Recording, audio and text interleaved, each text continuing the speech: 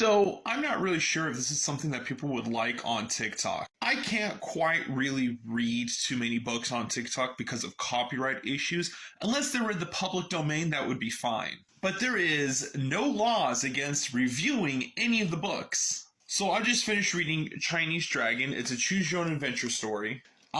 This was terrible. This was awful. Like, the whole dragon was referring to the Great Wall of China. And even though there's 30 endings, most of them just ended with you joining the army or dying. Also, what's with the blank pages at the very end?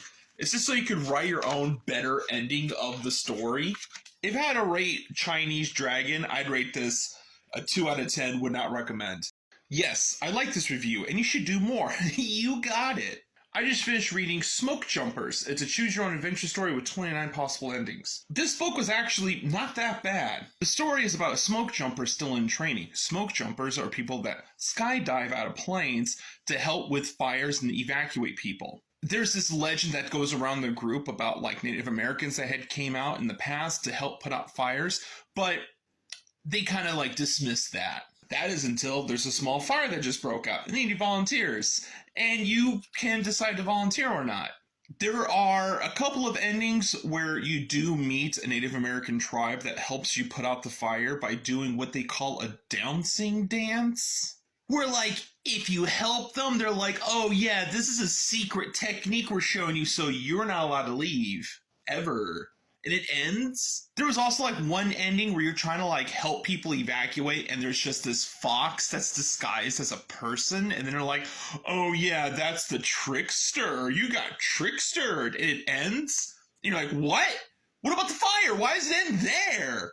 You could also like tell the Native Americans that you don't want to help them in their cause and they're just like, well then you just have to leave.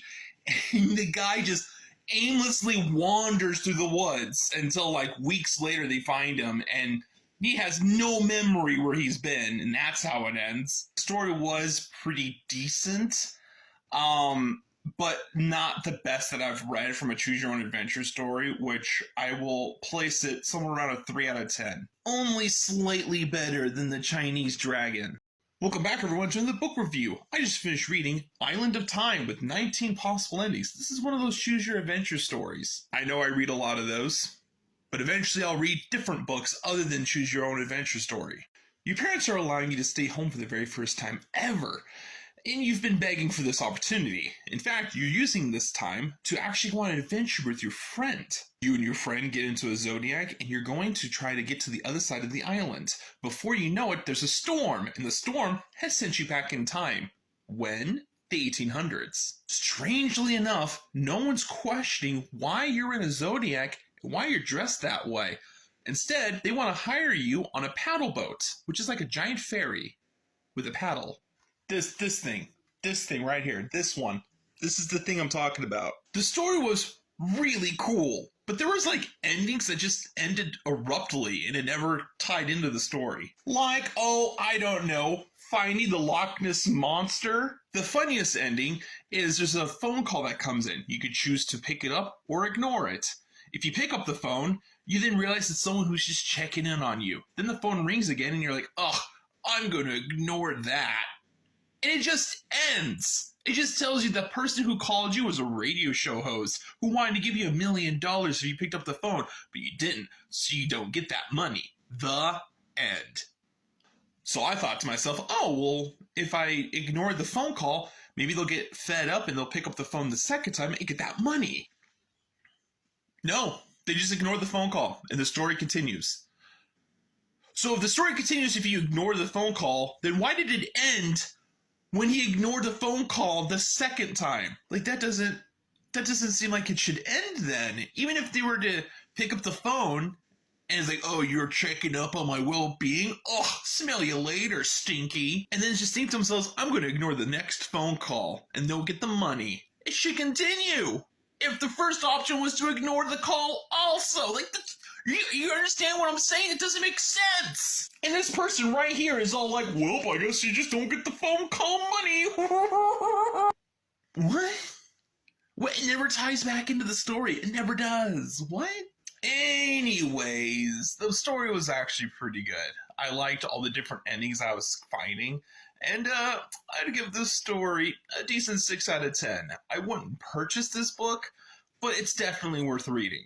I just finished reading Blood on the Handle. It's a choose your own adventure story with 13 possible endings. You're your uncle's last living heir. You are living with him, and one day going home from school, you notice there's a bloody knife on the ground. And when you rush to the window, you see that your uncle's being shoved into a car and driving away. You do not hesitate. You go straight to your dirt bike, and you're in hot pursuit after them. You have two choices. Do you try to catch up, or, and as the book says it, try to escape? From who? You're chasing them! If you try to catch up to them, you get grazed by a bullet because, they start shooting at you. Eventually they stop, and someone gets out of the car and goes, hey, you should come with us. We have your uncle. We're safe. We're totally safe. Even though we just shot you, we're totally safe. You see your uncle and you realize, oh, you're not doing so good. What happened? And your uncle replies with, don't worry about it. Why are you asking so many questions? Just don't worry about it. You try to assist your uncle by giving him first aid while they're taking off. The entire time you're still asking so many pointless questions like, what's going on? Why are you injured? What's happening? So many pointless questions, unnecessary. You show up to a boatyard where all of you are getting on a boat and you're not letting up with those pointless, needless questions like, why are we at a boatyard? What's with the boat? And they're just like, oh my god. Why are you asking so many questions? We'll tell you later. And then out of nowhere, Coast Guard shows up and they say you're under arrest. And you look at your uncle and your uncle's like, for the love of God, I can hear your thoughts. I'll tell you later. Don't worry about it. But let's say you don't try to catch up to the vehicle. Let's say you try to escape. For some reason. Well, as it turns out, there was a second car. And they were after your uncle. And now they're after you because, you attempted to catch up to your uncle, so clearly we'll kill you first. Eventually you kind of get in a little accident and a person gets out of the car and goes, hey, we have your uncle. Even though we were just chasing your uncle, we have him and you can come with us. You can trust us. But also I have a gun. So get in. You kind of think to yourself, well, I guess I have no choice. And they knock you out because, they're super cool like that. When you wake up, you see you're in a room and you're like, why am I in here? You see there's a locked door, and it's one of those old-fashioned doors where they left the key in. So you take a stick and some paper, and you poke out the key, and you look through the hole, and you go, my God, I think I'm in a wax museum. Well, because they didn't bother to lock the door, because, criminals, am I right? You open the door, and you see they're loading sarcophaguses into the truck, and you go, I think my uncle's in that thing. What? You think he's in the sarcophagus? Really? He was in the car, running away. You think he's in there? Well, you have two options. Go to the office and get to the bottom of everything, because your uncle is such a blabbermouth and tells you everything. Or go into the back of the truck with the sarcophagus and see if, they mummified him. You get into the truck. You have a knife. You try to open it. Uh-oh, the truck driver's now closed the door and locked you inside. Well, I guess you might as well open this bad boy and see what's in there. And it's your uncle. He was 100% in there, inside the sarcophagus. He tells you that his acquaintance is a jewel thief, the same one you've been reading about that you haven't mentioned until just now. And you go, oh yeah, I can't stop talking about that guy, even though during the entire story I've never mentioned him once. So as you try to discover what's in the other sarcophaguses, you see, oh, it's the jewels they're trying to steal. What's with the bloody knife? Well, he stabbed someone because he was, getting a little excited and was going to betray him, and he couldn't allow that. Referring to him. Referring to the uncle. But who's driving the truck? Don't worry. He works with him, so everything's fine. In fact, we're planning on going on a long trip because I'm not a jewel thief. No. I'm a successful writer and adventurer, which those two things clearly mean not a jewel thief. And I'm just, I just gotta lay low for a little bit. Not because of cops or anything like that. And don't worry about these jewels. We're gonna load them in on a private plane. You can come with, by the way. In fact, we encourage it. And we're gonna go on another adventure away from any jurisdiction to this country. Okay, you ready, kiddo? You ready? Let's just say you didn't get into the truck. You want to go in the office because you're not getting any answers from your uncle.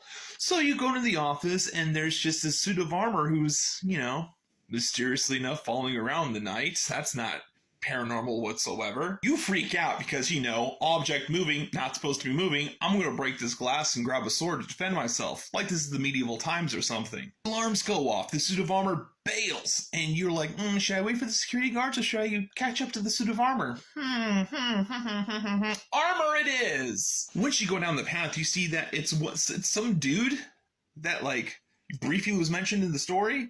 And he knows your uncle somehow? Okay, listen, I'm retelling this story from memory right now, and I lose a little bit of information on the way, so just bear with me. You go, hey, you're that one dude that knows my uncle who does that thing that, was mentioned briefly, but the person who's telling the story doesn't remember.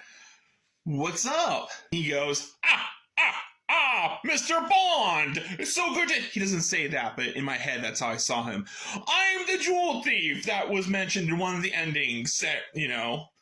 I'm him. Time up, boys. He's not going anywhere. But just then, the suit of armor shows out of nowhere, disarms him, and goes, I'm your uncle! Even though in two separate endings, he's in different locations.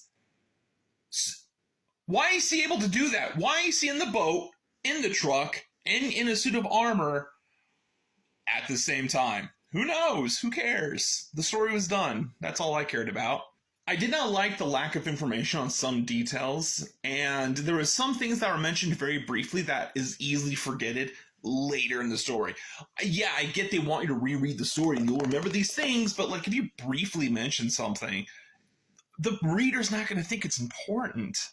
I don't know. I feel like this had potential of being a great story, but with the limited amount of information that has been given, I'd give this a 4, maybe a 3 out of 10.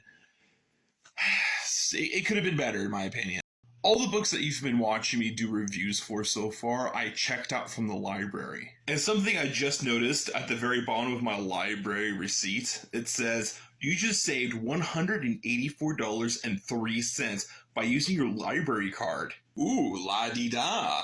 The book I just finished reading, UN Adventure Mission to Maloa. It has 20 possible endings. I know in the past videos I keep pointing up here, that's just the issue. That's not how many endings. The endings are in here. This book was actually interesting. Instead of it giving me alternate endings, this actually took me down different storylines. For example, there's a group of indigenous people that are still in the Stone Age you have to do research on. An entire team of scientists who've gone missing in the Arctic. There's a nuclear missile that you have to go investigate. Now, for the most part, this does kind of feel like I was reading a Captain Planet book, talking about the environment and how we're impacting it. It was sort of turning into a manifesto of sorts. That is until you get to the nuclear missile part, and it turns into 007 out of nowhere.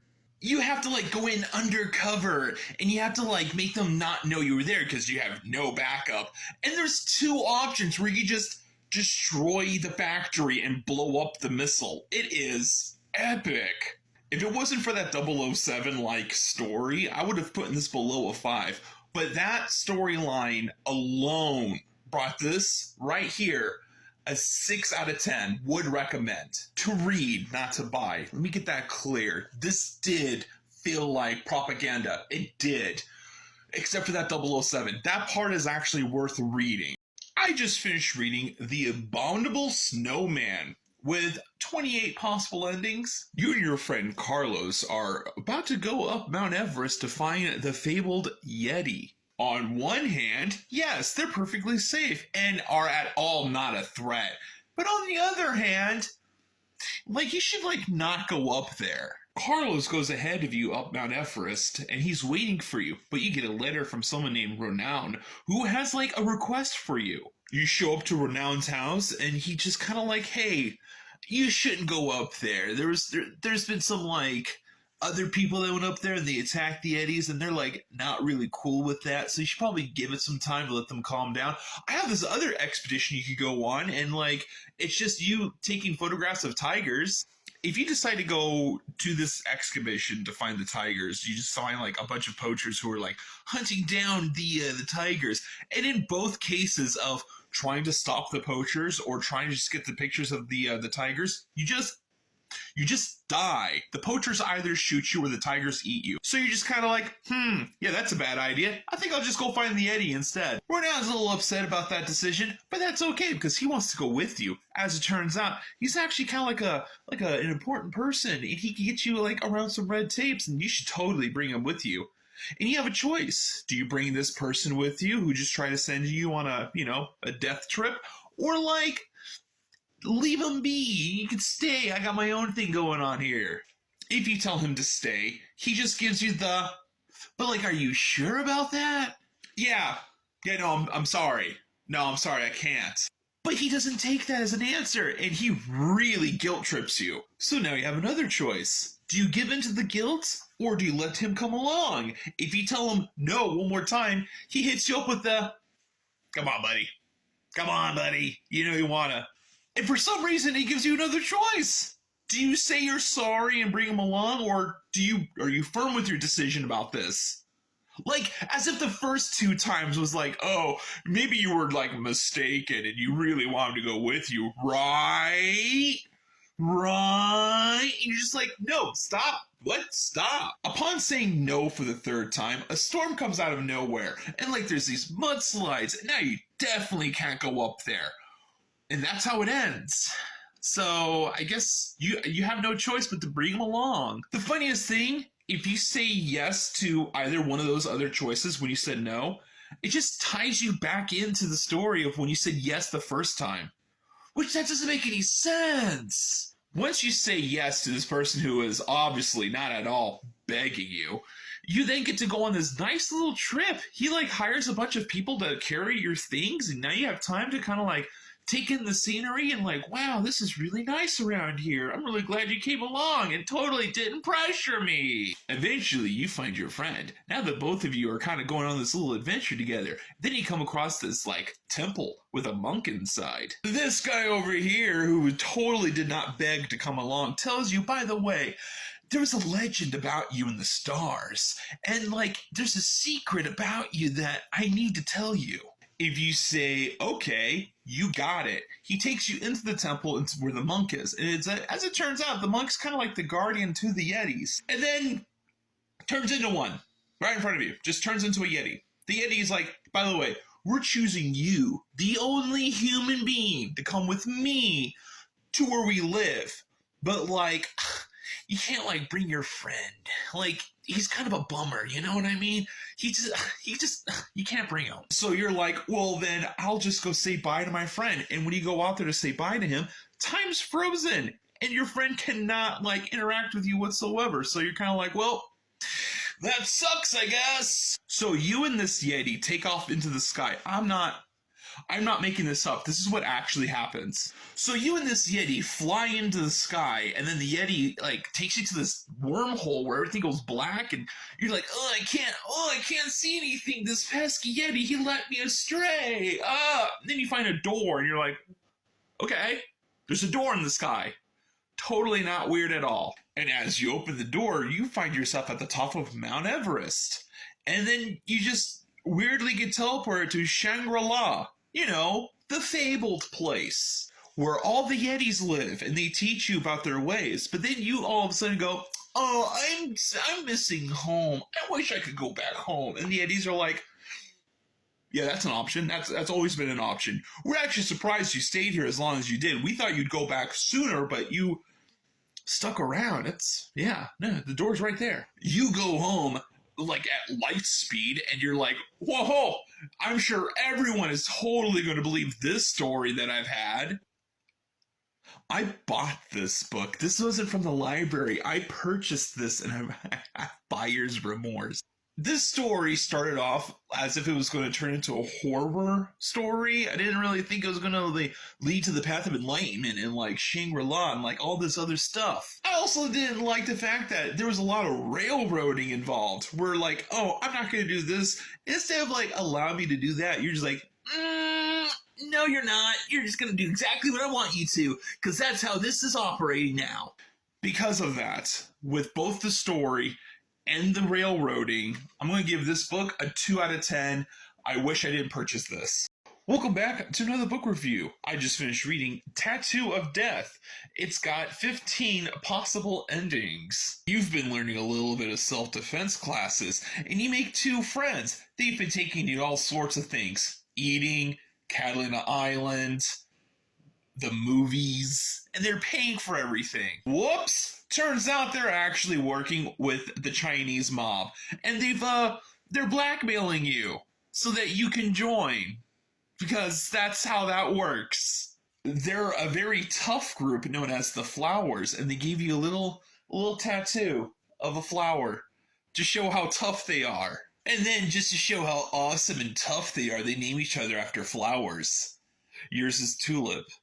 What they want you to do is convince your father, who's like an attorney, to go meet with the boss known as Big Guy. And just so you don't weasel out of this, they have blackmailing information on him too. And since he's running for government, what kind of government? I don't know. But he's running, and they've got this incriminating evidence against him. And if you don't do what they say, they're going to call the cops. Because that's what criminals... I mean, I guess it is blackmailing, so that does make sense now that I think about that. You have 2 options. You can just run away from them and hide, or you can go in your father's place. I did both options to see what happens, and this is what happened. When you arrive there, there is this person that picks you up. I don't remember their name, don't care to look it up.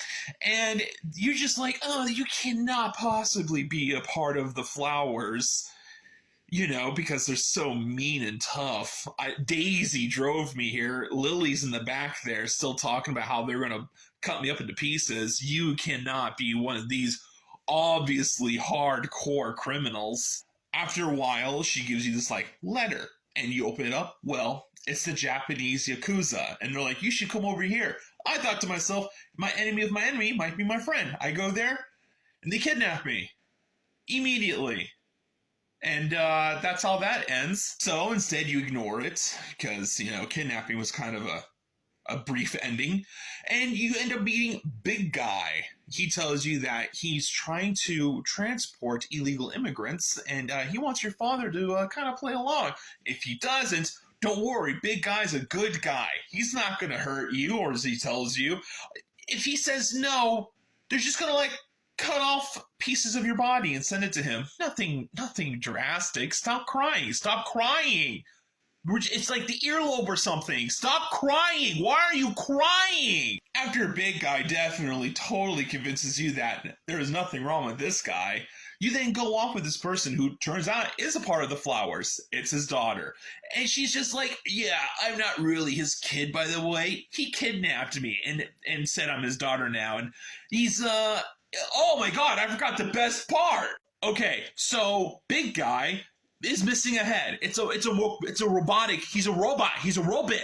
This is him. This is him. I totally forgot about this part. So the daughter's like, we're gonna like overthrow him. He's got like this computer chip in his head.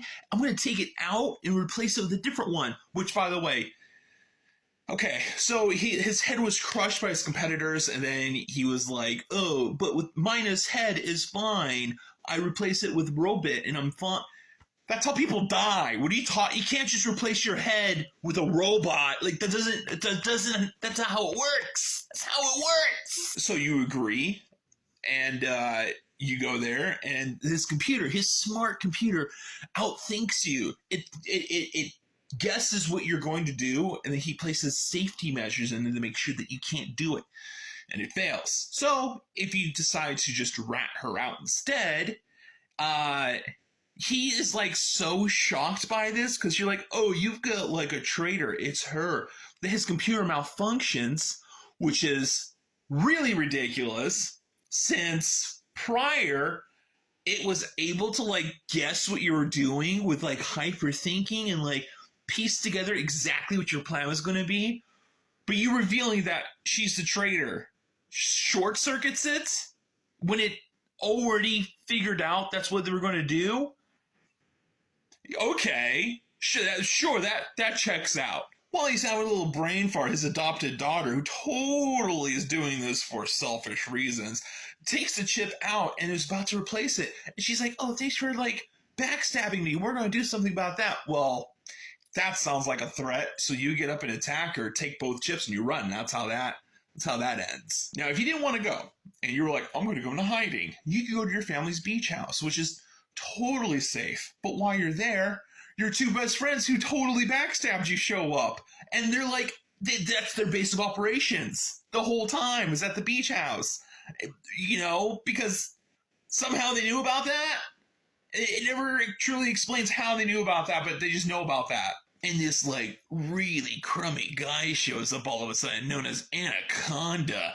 And he's like, "Hey, bada bing." You remember, oh yeah, we had code names for all of our fighting styles. So you yelled out one of the code names so that all of you could like get together and attack Anaconda. Well, they're too scared. These flower guys, they're scared. Who would have thought? So you take matters in your own hands. You go down there, you beat them up personally, and they like, "Oh, you did it," and they tie him up. Well, here comes Big Guy, and you effortlessly beat him up too. Now's your chance to call the cops. Big Guy's like, "I'll get you back for this," and you're like, "I doubt it." This was an interesting book. I didn't quite care for it so much, but it was still an interesting read.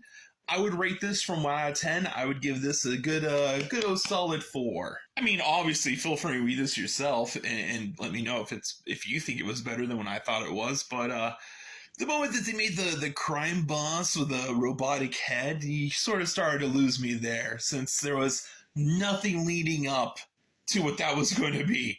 Nothing.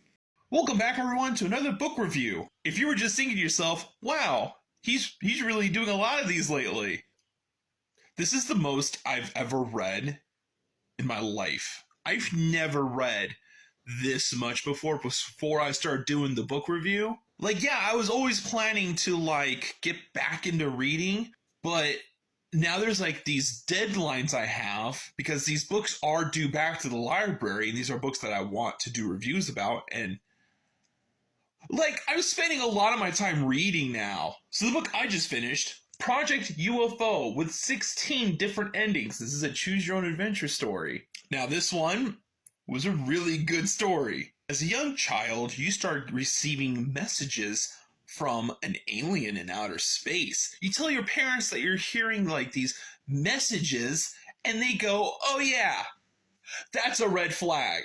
They take you to a therapist, and you quickly learn that maybe not tell people about this. Maybe you should keep this to yourself. And you do. You continue to receive messages from your new best friend Frito, who tells you the dangers of UFOs because some of them are from an alien race who are bent on destruction and war. Frito gives you some information about how to chart the galaxy and find stars, and you start to join these science clubs where you start to get noticed by different organizations for your success. I mean, it's not your success, it's Frito's success. It's not like you're coming up with those answers. Frito's telling you those answers. But you're willing to take the credit. You have two options. Either work with the government, because as E.T. has always shown us, that's fine. Or this totally not shady organization run by billionaires who's at all definitely not going to use you as a lab rat. As you join the government, you then start to get involved with some of the secret organizations that they're a part of, and then you find out that, Frito kind of works with them. And I'm not so sure if he's an agent or like he's just an alien on their payroll. I don't know. But if you totally join that not so shady organization, who I'm going to call Illuminati because I don't remember the name of their organization, they use you exactly as you think they would, a guinea pig, to see what aliens are going to swoop in and take you away into space. They give you like this whole initiation test, which I thought was kind of cute. They're like, "Oh yeah, you can go with that guy there. You're totally gonna come back, by the way, totally gonna come back. Or you go with that guy over there. But that guy over there is really cool. He's got cookies." They didn't say that, but that's how it felt. And they might as well have given him a van and told him there was candy in the van if they were to go in. So you totally go with option number 1, where you get kidnapped. Yeah, good job.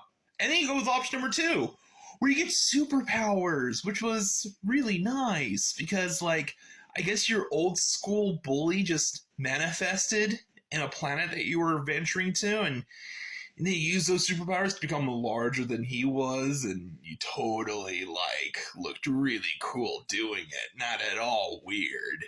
Even though I'm kind of poking fun at the storylines, they were really good. Really good. Well told. I'd give this story an 8 out of 10. Would recommend.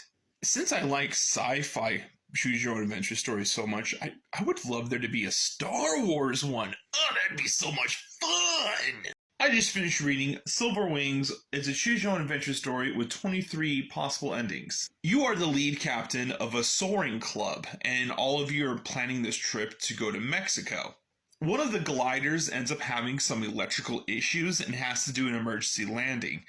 And there's some talk of, like, oh, was it sabotage? And you're just like, what? No, it's just old. They're just bad.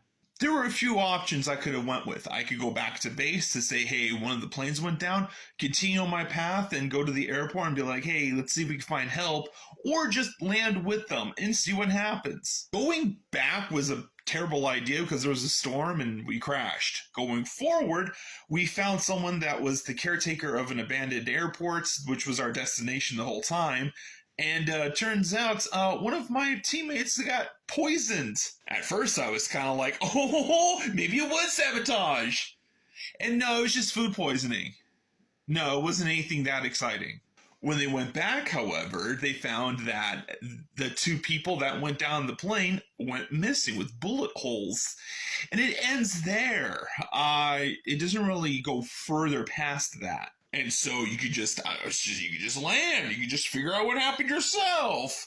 And no, there was like some bandits that are trying to like kidnap the two people, and they just snuck away into the bushes, and you reconnect with them. You guys take one of the jeeps, and you escape.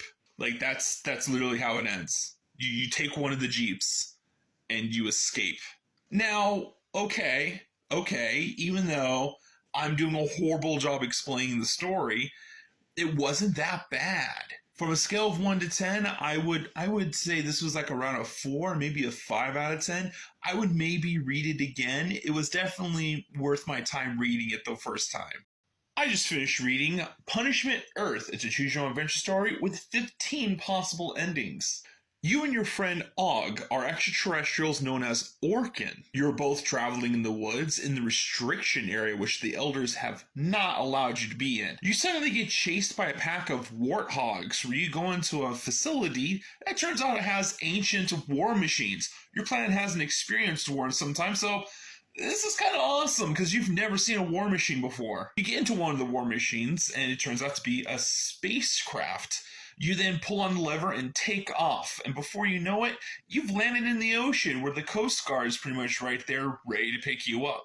They take you to the elders. The elders are like, were you in the restriction zone? And you can be like, yeah, I was. Now they ask you, you have to give up your curiosity and you can still live among us, or you can keep your curiosity and we're going to have to punish you by sending you to planet Curiosity. Which, like, no matter what you say, they still send you to planet Curiosity, which is just Earth.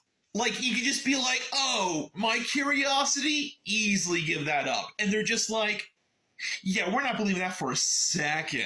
So you and your friend Og are about to head off to planet Curiosity, which is just Earth.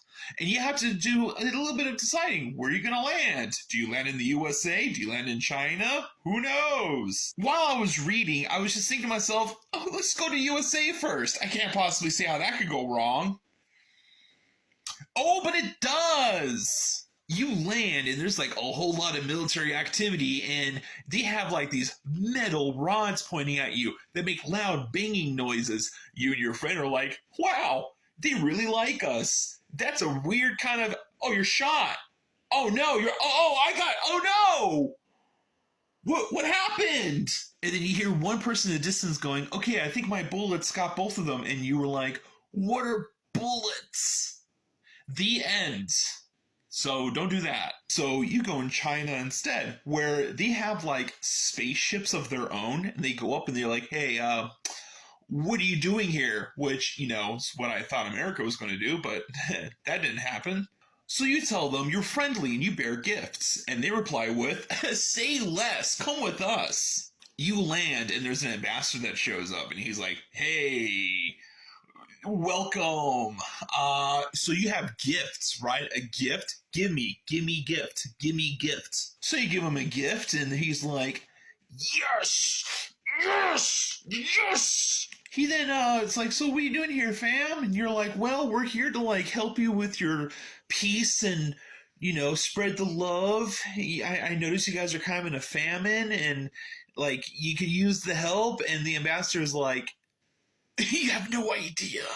After a while, you're like, well, this seems kind of cool. I can't wait to see the other governments. And while I'm reading that, I'm thinking to myself, yeah, you should try the US next. I bet you'll have fun in the US of A. Get it?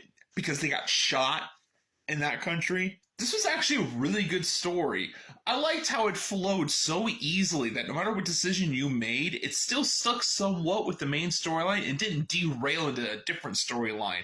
If I had to give this a scale of 1 to 10, I'd give this a definite 7 out of 10. I'd highly recommend it. I just finished reading the book Track Star. It's a choose your own adventure story with 19 possible endings. You're a high school track athlete, and you're hoping that you get a scholarship to go into college because your family cannot financially support you. There's rumors going around about performance enhancements that's being used on the athletes, and you're starting to think to yourself, maybe that's not a bad idea. You have 3 options here. You can talk to Gail, Antonio, or to the coach about performance enhancements. If you go talk to Gail, you start noticing that Gail's been acting really friendly to you lately. You go to his house and he tries to tell you that, like, hey, listen, I just want you to know that there's no pressure on you to take performance enhancements, and I won't get mad if you say no. But if you do take it, however, you can't tell a soul about this. Not a soul. You hear me? You can't say anything. Kind of feeling put off with the whole secrecy thing, you tell him no, at which point Gale absolutely totally loses it. He starts pacing, he's mumbling to himself. You're starting to realize what a red flag Gale might be, and would you look at that, it's time for you to go. Afterwards, you start becoming very distant, and all the coaches are starting to notice it. One of the coaches asks you to this diner so he can talk about it. You then tell him that, maybe I shouldn't tell him about Gail, but instead you tell him, yeah, I'm just really worried I won't be able to get a college. The coach goes, that's kind of silly because there are scholarships for athletes. The coach then tries to encourage you that there are performance enhancements that are legal, which, like, who's all in on this? What the hell? You try to push that off for now. The coach actually works with you very well and is actually improving your abilities. At which point, though, he's still kind of pressuring you into performance enhancements. You could decide to take them or decline. I chose decline, and it worked out pretty well, actually. The coach was pretty cool about it, and you win the race anyways. Now, let's say you went to go talk to Antonio. He tries to tell you that using performance enhancements is for losers. Ugh. You kind of play it off like, yeah, you're right, because you were already sort of thinking the same thing.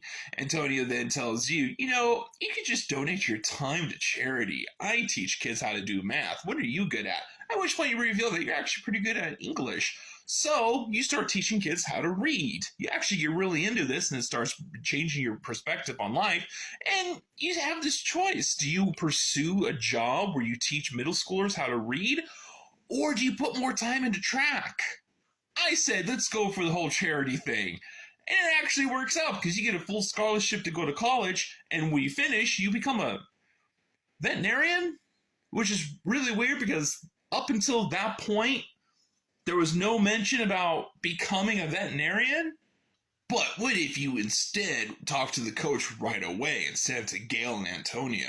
Well, the coach starts to immediately pressure you into taking performance enhancements, and you're kind of like, maybe not. That doesn't seem kind of fair to the other athletes. So you actually put a lot of time and energy into being a great track star. In fact, there's a lot of rumors about Gale, who's starting to lose his temper all of a sudden, gets a ticket, gets into an accident. Oh, what the heck? While other rumors of other people using performance enhancements is starting to increase. There's a moment when there is a recruiter who's walking around and he's like, hey, I saw what you got out there. You're pretty good. At which point, Gale just decides to walk up and introduce himself. He's a very straightforward kind of guy. Uh-oh, looks like they're testing for performance enhancements.